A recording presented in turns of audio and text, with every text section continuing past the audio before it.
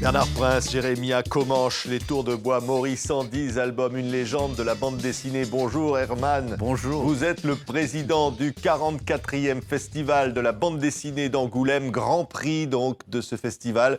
Et un monstre sacré d'histoire de la BD, mais ça vous fait plaisir tous ces honneurs?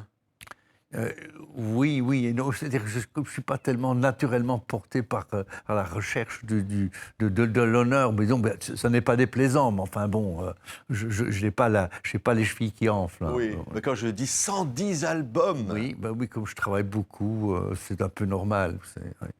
Vous travaillez depuis toujours. Alors, Oui. on va raconter un peu votre parcours. Hein. Vous êtes né en Belgique? Oui, exactement. Oui. Je vais même la date, en 1938. Oui, tout à fait. Voilà. Oui. Et puis un jour, c'est, je crois, votre frère qui fait une revue scout. Non.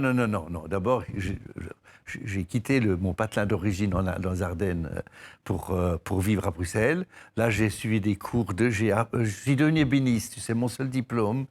Et puis, je suis également des cours d'architecture, donc j'ai trouvé un boulot. J'ai quitté très vite l'ébénisterie, du moins. L'atelier dans lequel j'avais commencé, c'était carrément merdique. Donc, je suis entré en architecture, et là, pendant pas mal d'années, et la décoration intérieure. Puis, j'ai émigré au Canada, que j'avais environ 19 ans. À 22 ans, je suis rentré.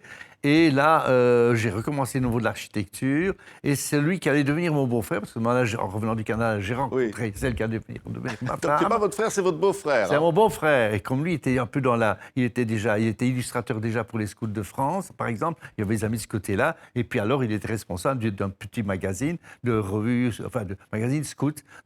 Et je ne sais pas pourquoi, il a eu envie de me faire un petit récit de bande dessinée. Et ce récit a été remarqué par Greg, Oui. Alors, qui m'a demandé un mot de Greg. Quand même, monstre sacré de l'histoire de la bande dessinée belge. Oui.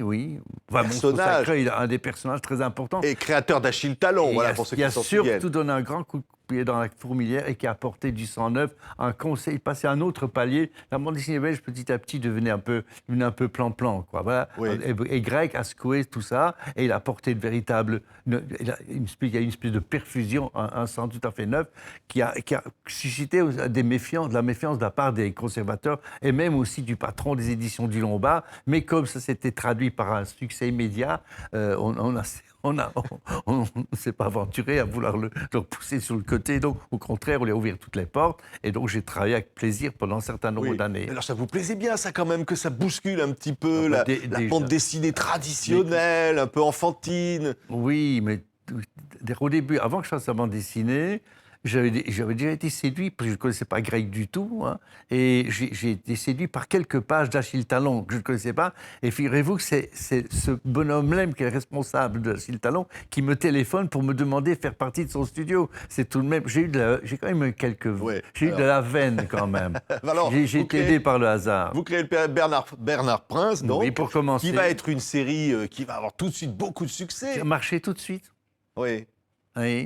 Alors, il y a eu Comanche, quelques temps après. Là, c'est autre chose. En réalité, je ne sais pas si vous connaissez Pierre Pelot, qui est un écrivain français et qui écrivait des petits romans sur western qui s'appelait Dylan Stark. Et il avait envoyé du scénario à Greg pour commencer une série de western. Et je veux dire que Greg n'a pas été sous cet angle-là très, très élégant. Et il m'a dit simplement, vous savez, j'ai reçu du scénario de western pour vous, mais c'est pas très bon, dit-il. Mais moi, je vais vous en faire du western. Donc, ça me restait toujours un peu à travers la gorge. Si ça se trouve, j'aurais voulu quand même... J'ai pensé trop tard à réclamer le scénario de Pierre Pelot, parce que je suis persuadé que ça m'aurait beaucoup plu aussi. Oui, voici des Comanches, hein, vous en faites. Voilà. Vous êtes... vous travaillez beaucoup, hein. Ah oui, j'en ai fait 10. Oui. C'est une bande dessinée réaliste, avec des personnages, des marginaux, avec la nature qui vous pousse, et puis un certain regard sur l'humanité. On dit votre enfance marquée par la guerre. Oui, partiellement, jusqu'à l'âge de 7 ans, c'est vrai. J'ai vu la guerre, mais enfin, la maison n'a pas été bombardée, je n'ai pas eu personne de tué dans ma famille directement. Écoutez, là, je pourrais quand même raconter quelque chose, mais enfin, je n'ai pas envie de passer par là, parce qu'il y a quand même une influence un peu nazie dans certains membres de la famille où j'étais, et puis d'autres qui étaient hostile à ceux-là. Donc, à la limite, même ma mère a été à 2 doigts d'être envoyée dans un camp de vacances parce que ma tante, étant plutôt pro-machin, et comme elle n'avait pas eu d'enfant, elle avait trouvé peut-être ce moyen-là pour se débarrasser de ma mère et s'emparer des gosses. Oui. Terrible, Oui, terrible. c'est des histoires de famille, ça. Oui. Oui. Oui, mais ça donne un certain regard sur l'humanité. qui marque Oui, aussi mais votre ça, œuvre, Herman. j'étais trop jeune que On pour dit que m'en vous êtes rendre compte. misanthrope, au fond, c'est ça? Il y a une partie chez moi, vous savez. Je lis de plus en plus Bukowski avec beaucoup d'affection. Oui. Oui. C'est quoi? C'est un regard sur l'humanité un peu Oui, désenchanté, mais qui s'aggrave avec le temps, mais ça ne m'empêche pas de rigoler, de jouir des choses de l'existence, faut pas croire. Mais peut-être aussi que je m'enferme énormément dans mon travail pour ne pas trop regarder au-delà du mur. Oui. Et alors, il va y avoir Jérémia, Oui, des oui. séries cultes, Oui. mais vous nous enfermez jamais dans un genre. Mais parce que je trouve qu'il y a tellement de choses à faire. Mais ce n'est pas systématique, hein. Il se fait que ça arrive très naturellement. Il n'y a pas de projet précis.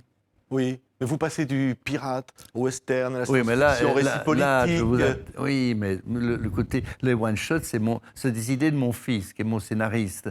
Donc, et moi, j'ai tendance à, plus ça va, plus j'obéis à ses Oui. initiatives. C'est plutôt lui le patron de la maison. Là, vous revenez, là, c'est le western avec Oui, votre nouvelle série Duke. C'est lui qui a eu Hein? surtout l'idée, pas moi. Oui. Qu'est-ce qui fait une idée? Qu'est-ce qui fait un récit de bande dessinée? Qu'est-ce qui vous emporte, Herman? Vous savez, d'abord, j'ai envie de faire pour ce qui me concerne, pour le scénario, par exemple. Je vais à peu près dans une direction, mais à peu près, j'ai rien de particulier, rien de concret. Ça commence par être un caillou sur le chemin. C'est 2 fois rien. On l'observe, on le regarde de près, on regarde. Je ne sais pas où je vais dans un scénario. Ça s'impose petit à petit. Professionnellement, je n'ai pas appris à faire du scénario, mais c'est à force de travailler avec Greg, j'en ai tiré quand même quelques enseignements. Oui. Greg était quand même un type qui savait découper, qui savait bien raconter. À force de travailler avec lui, vous savez, rien à faire. On finit par acquérir une partie de ses penchants dans le bon sens du terme. Oui, il y a une fascination pour les détails. On dit, alors vous avez été sculpteur, vous sculptez une page quasiment. C'est ça un peu Mais une page, c'est quelque chose qui doit se concevoir dans la totalité. Il doit avoir une sorte d'harmonie. C'est parce que vous savez, il y a des gens qui pensent peut-être que sur une tablette, on peut lire une bande dessinée case après case. C'est pas vrai. Parce que quand vous lisez une partie vous êtes quand même influencé par ce qui est par toute la page. Donc on ne peut pas les séparer, les cases, on ne peut pas les séparer les unes des autres. C'est une espèce de... Vous savez, comme je vous dis, j'ai fait de l'architecture. Il y a chez moi il y a un concept architectural de la page, mais inconscient. Ça vient naturellement. Mon œil enregistre, mon petit cerveau travaille, et je n'y pense pas. Mais physiquement, je sens qu'il y a quelque chose qui... Je ne peux pas faire n'importe quoi les cases se tiennent plus ou moins. Oui, et alors l'influence de la photo, du cinéma, oui, du cinéma, du cadrage. Oui, mais tout ça se tient. Ça s'appelle la narration. Et je veux dire, je suis incapable de mettre ça en équation. J'obéis, je suis un viscéral. Hein. J'obéis à mes pulsions et j'ai pas de recette. Je ne sais pas ce que c'est et je ne veux pas de recette. Oui. C'est quoi? C'est l'instinct? La seule recette, c'est foncer comme ça? Appelons ça comme ça, mais je ne sais pas si c'est de l'instinct, mais c'est quelque chose qui est en moi et j'obéis. Et il n'y a aucune démarche intellectualisante. Ça, il n'en est pas question, c'est pas moi, ça. Moi, je suis un terrien, j'ai les pieds au sol. Donc, fasciné par la nature qui est très présente mais la dans votre nature œuvre. a joué un rôle déterminant. Vous savez, moi, je passais des heures dans les bois tout seul. Donc, je regardais les arbres. Tout ça, c'est pour ça que c'est vrai que je suis très à l'aise pour dessiner des arbres, des branches et tout ça. Ça fait partie de mon univers. Oui, c'est de dire finalement ce qui a été transformé dans la bande dessinée avec vous. Vous avez été l'un des créateurs du Festival de la bande dessinée d'Angoulême il y a 45 ans. Oui. C'est finalement inventer une bande dessinée adulte. C'est-à-dire tourner cette page qui était la bande dessinée naïve, mettre de la sexualité et de la violence dans la bande dessinée. Mais enfin, ça, c'est dans le cadre de l'évolution. Je n'ai pas mis ça immédiatement, d'autant plus que le scénario de Greg ne prévoyait rien il n'y avait rien de particulièrement sexuel dans... Non, c'est plutôt sensuel. C'est pas vraiment... Je me méfie un peu de l'étalage un peu trop facile de l'acte sexuel. J'aime pas beaucoup ça. Et donc, l'érotisme, oui, mais il doit sortir... Il doit être être présent, je dirais presque de manière naturelle et pas tarabiscotée. Il ne faut pas que ce soit des bouquins destinés à être lus d'une main. C'est pas du tout mon but. Mais aller finalement au tréfonds de la nature humaine, auprès aussi des 100 grades. C'est au vallon, et alors chaque être humain a sa profondeur. Alors... Oui, mais vous êtes passionné par les 100 grades, par les gens humbles. Mais c'est peut-être parce que je sors d'un milieu assez humble, où on n'est pas richissime à la maison. Ça joue probablement. Si on disait c'est une bande dessinée humaniste, ça vous plaît ça? Jusqu'à un point, oui, avec sa dose de violence, parce que l'humanisme sans violence, malheureusement, ça n'existe pas. C'est vrai? Ah ouais, oui, hélas. Ça a changé votre regard sur le monde, de dessiner? Plus j'avance, plus ça change, mais je ne sais pas si c'est dû au métier. Je crois que c'est tout ce qui nous entoure, dans la mesure où on est un peu attentif. Vous savez, écoutez, chez moi, je suis abonné au journal le Courrier international.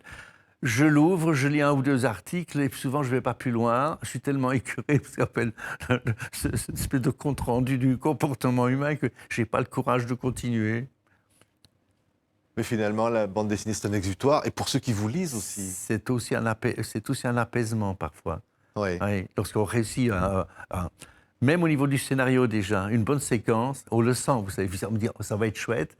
Je veux dire, le monde entier, il n'existe plus. Là, on est bien, quoi. C'est une sorte d'orgasme, c'est magnifique. C'est s'isoler du monde aussi, dessiner? Partiellement, oui, c'est s'isoler partiellement. Ah oui, tout à fait. De telle sorte que vous savez, tous ces temps-ci, évidemment, vous avez d'attaché presse qui me tire par la manche. Pour l'instant, je suis un peu désarçonné. Oui, parce que je perds cette espèce de contact de la simplicité, de la plénitude. Là, je suis bousculé. Là. Je suis un peu dépeigné. Vous voyez ce que je veux dire? Ouais. Il vous faut juste quoi? Un feutre? Un crayon? Des feuilles, un crayon, des pinceaux, mes aquarelles, mes papiers, et la tranquillité de mon petit bureau, et ça va bien. Et on invente le monde, vous réinventez le monde? Une partie du monde, mais toujours basé sur son comportement. Vous n'inventez pas un comportement qui n'existe pas, donc vous êtes obligé de vous rattacher à la vérité des choses. Merci beaucoup Herman. Mais c'était Grand un plaisir. prix de la bande dessinée du Festival d'Angoulême, le 44e du nom. Et coup de chapeau à une œuvre exceptionnelle. Merci beaucoup d'avoir été notre invité. Merci à vous aussi.